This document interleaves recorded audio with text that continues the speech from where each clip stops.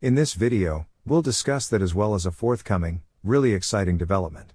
Guys, we'll also discuss if the court in the Ripple SEC lawsuit will make a decision regarding XRP secondary sales. As far as we know, the judge in the library case never determined whether the library itself was a security. We will discuss whether or not the next SEC case could experience the same tragic outcome. Stay around for that, please. Last but not least, the new Congress has officially begun today. Guys, make sure to watch all the way to the conclusion of the video to see how important it is as we discuss the effects of that on the cryptocurrency market moving ahead. Guys, in order to begin this film, we must discuss the cost of a songbird. At the moment, this is a ripper. It is parabolic and up 72%. That day. This is really wonderful, guys. Over the past year or two, songbirds' pricing has been very sad. The good news is that I believe we have far brighter days ahead of us, guys. For those of you who don't know, we are actually receiving our Flare tokens, or rather, we should be receiving them. However, you must be careful when you say that because you were supposed to receive them 10 times already. But guys, it appears that we will receive our Flare tokens on January 9th, which is just 6 days away. And gentlemen, I believe this is the main factor driving the current songbird price right now. For those of you who don't already know, Songbird will be essential to the Flare networks. Guys, this is the test network, before any significant changes to Flare networks are made, they must first pass via Songbird. Now, it's critical to realize that Flare will genuinely revolutionize the Bitcoin sector as a network. It's actually the first network to try to be ideal collateral or a protocol for insurance. And people, that is exactly what crypto right now sorely needs. We frequently observe hacks in various bridging software programs or bridging crypto networks. Additionally, users have no means to guarantee that their assets are insured. We are fortunate to have this in our current financial structure. However, it is not included in the layer of the Bitcoin ecosystem that is working to address this problem. One of the earliest insurance protocols to get widespread use is Flare. And guys, Flare is absolutely displaying incredible inventiveness right now. Guys, it's crucial to keep in mind that nobody can predict with certainty whether or not Flare will succeed in the long run. Everything I have personally observed leads me to believe their team is exceptional. Yes, they have occasionally made mistakes with the distribution of their tokens.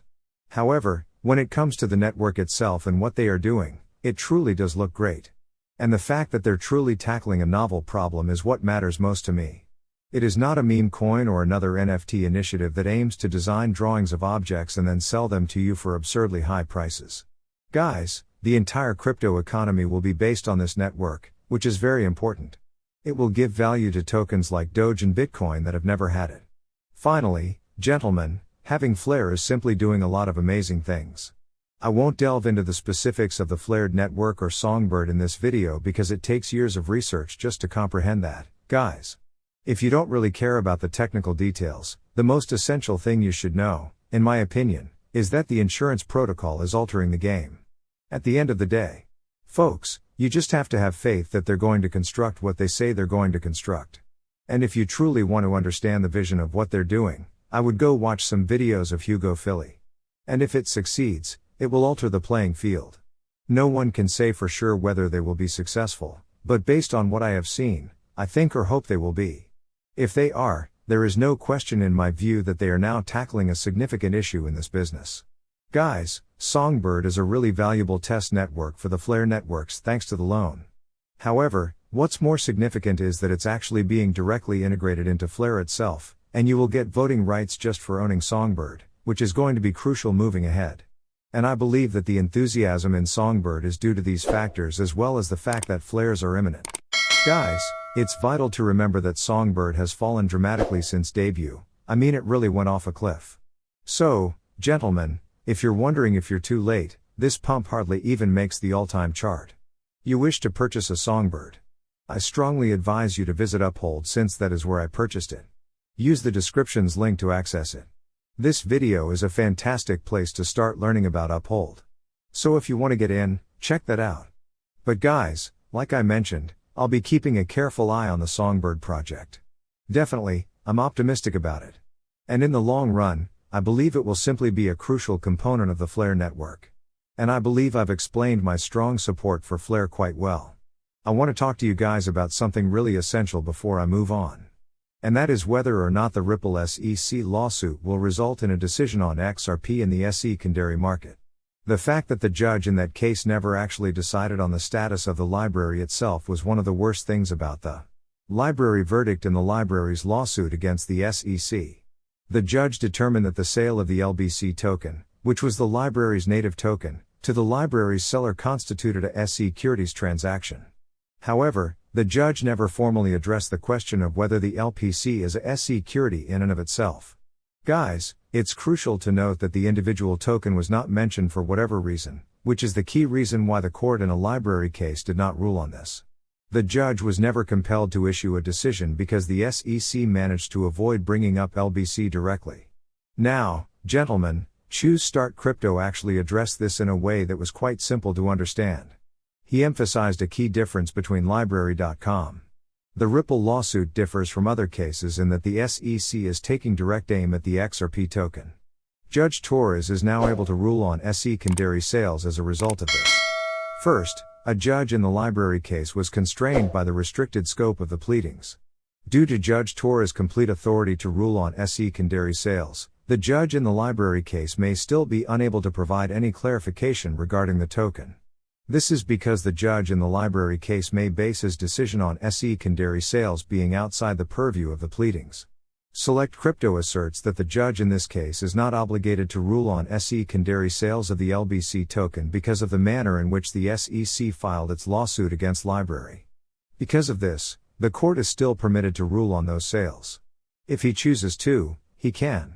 Additionally, if he chooses, he may designate the status of LBC. The judge is not required to make this decision because this issue was not raised in the initial complaint, which is a crucial point to remember. The SEC targeted XRP directly in the Ripple vs. SEC case. Judge Torres will now need to rule on the future of XRP as a result of this. Judge Torres also led John D. to bring 70,000 XRP holders into this action. She would not have done so if she had not intended to rule on XRP specifically. We were given permission by Judge Torres specifically in this matter so that we could clarify our XRP. We don't need to worry about not understanding this instance because this is a significant and crucial distinction between these two cases. The best part of this case is that she almost certainly would not have declared secondary sales to be a Ripple security had John Dean not been allowed to get involved. Guys, it would be illegal for practically all XRP holders to hold their XRP if they were recognized as a security by Ripple. Judge Torres would never act in this manner. She shouldn't have done anything like this, especially after making the effort to involve John D. in this matter. Just know that we are now in a far better situation than the library is. To conclude this video, I'd like to mention that today is the first day of the new Congress, making it nearly difficult to compare the two cases. This is very thrilling, people. Furthermore, it need not be a political statement. The new government won't end the lawsuit because the reality is that the previous administration was the one who actually sued Ripple. In this case, both sides are at fault. However, the reality is that the present administration never intended to look into an SEC official who worked for them.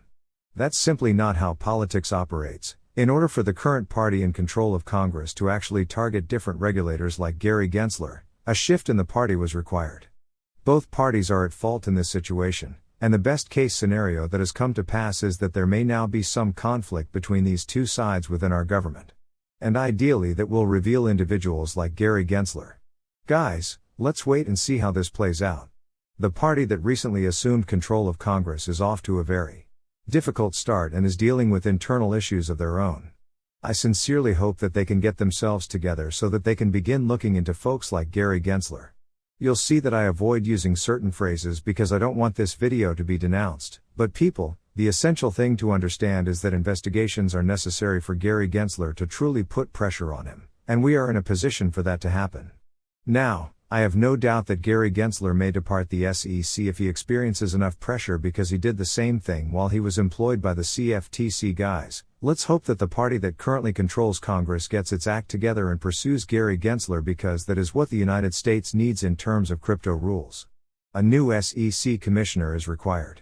It won't take place under Gary Gensler. Let's hope that today marks the beginning of that. We'll have to wait and watch how this plays out. It was off to a difficult start today, as I said, gentlemen. I don't care about anything else that occurs on this channel, so let's hope they start to get things together and we can put some pressure on Gary Gensler. I will support everything that leads to Gary Gensler leaving the SEC because that is all we want to see. I hope you enjoyed this update, people. Please be sure to like and subscribe if you did.